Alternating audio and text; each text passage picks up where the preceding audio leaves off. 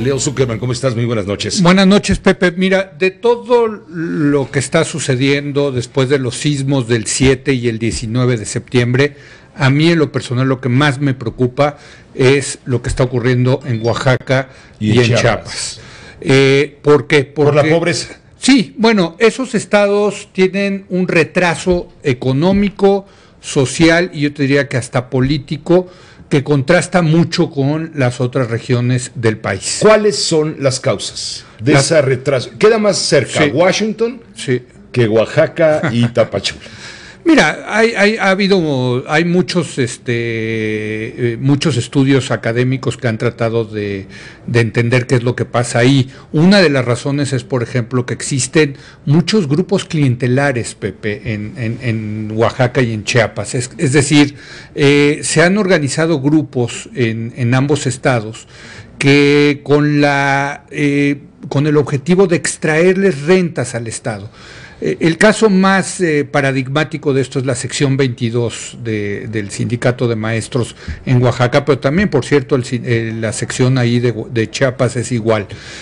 Son gente que se moviliza, que son muy activos, pero más que estar a favor de la educación o del desarrollo económico, social de la región, lo que están interesados es en pues proteger los intereses de sus agremiados, y en ese sentido pues se tienen que distraer muchos de los recursos de estos estados para esos grupos rentistas. Lo mismo hay campesinos, lo mismo hay grupos indígenas, lo mismo hay los propios empresarios de la región no son muy productivos, sino que dependen mucho de la actividad del Estado. En fin, pero mira, Pepe, lo importante de esto, perdón. No, te iba a comentar que el propio secretario de Educación Pública, Aurelio Nuño, nos explicaba recientemente que se ha creado el Tecnológico Nacional de México. Sí. Que es para incorporar a los jóvenes que aspiran a una carrera técnica, pues a que tengan mejores posibilidades de desarrollo, tecnológicos que traen un programa de estudios muy avanzado,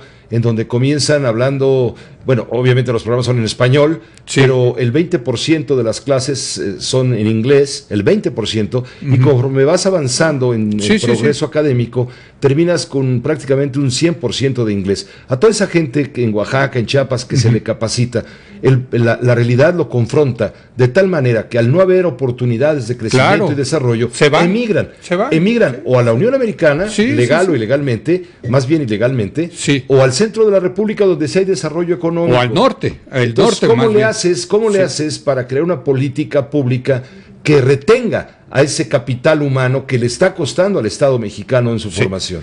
Ese es el tema, precisamente, Pepe. Eso es lo que quería yo platicar el día de hoy contigo, porque yo creo que esta crisis que están viviendo los estados de Oaxaca y Chiapas debe de aprovecharse para sacar adelante económica, social y políticamente a esos estados. Esta debe de ser la coyuntura, y te voy a decir por qué.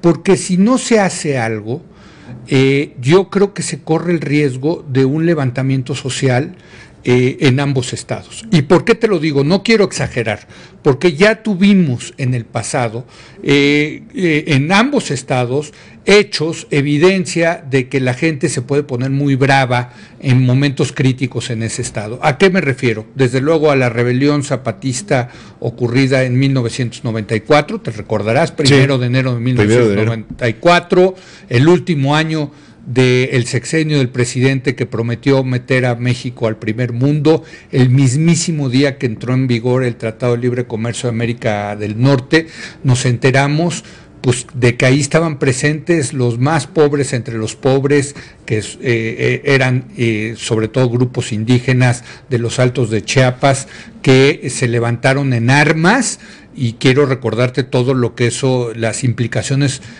políticas que eso tuvo durante muchos años. Eso ocurrió en Chiapas, desde luego, pero te quiero recordar, en 2006, la ciudad de Oaxaca estuvo secuestrada durante casi un año, recordarás, bueno, no un año, 6 meses, entre mayo y octubre, cuando entró finalmente la Policía Federal a recuperar la capital de Oaxaca.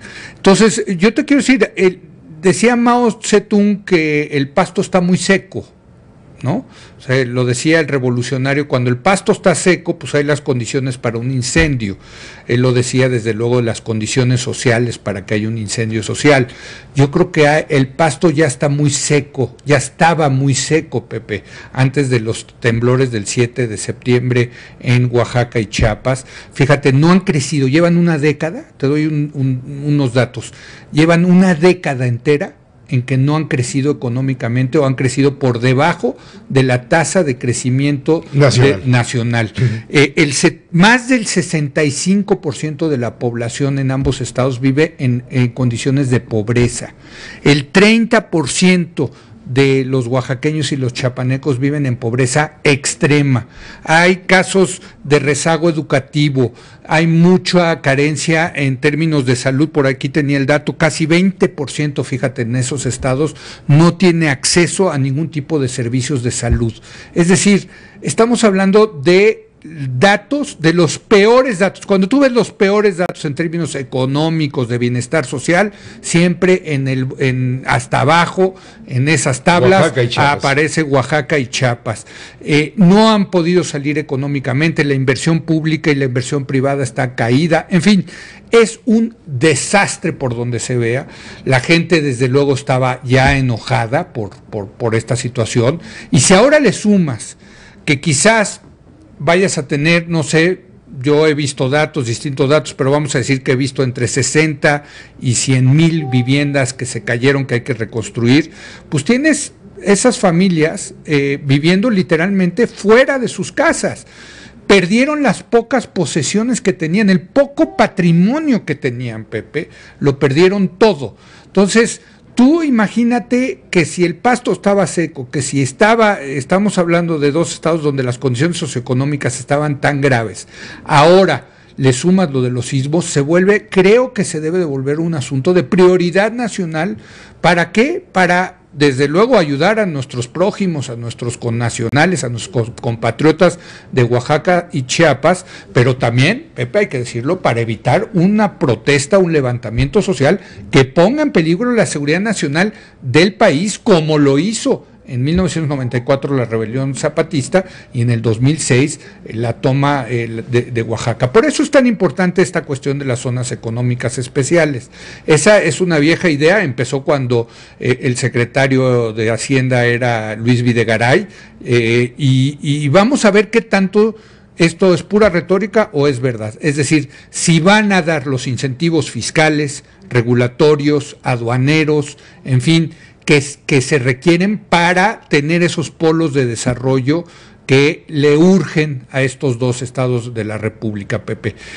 Tienen que ser reales, lo han logrado los chinos, esta idea de las zonas económicas especiales viene sobre todo de Oriente, de Asia, sobre todo de China, donde los chinos hicieron estas zonas, que son las que a la postre se desarrollaron y hoy son potencia para la economía china. Necesitamos tasas de crecimiento económico en Oaxaca y Chiapas, no por debajo de la media nacional, sino por arriba de la media nacional, para pues traer eso. O sea, México es un país de renta media, estamos en medio de la tabla, y eso significa que hay estados como Aguascalientes, como Querétaro, que crece a tasas más altas que China, más altas que China, 7, 8, 10%, pero tenemos regiones del sur del país que están creciendo, decreciendo, y que necesitan integrarse a ese desarrollo nacional, Pepe. Por eso es tan importante el tema de Oaxaca y Chiapas. No lo perdamos de vista, porque nosotros los medios también somos responsables de eso, Pepe, te lo tengo que decir,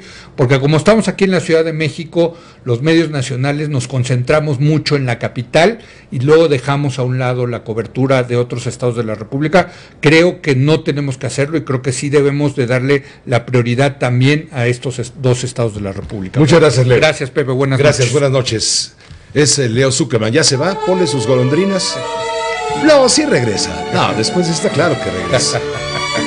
Sí, pero hay que tomar en cuenta lo que acaba de decir. Chiapas y Oaxaca, pasen por favor a terapia intensiva.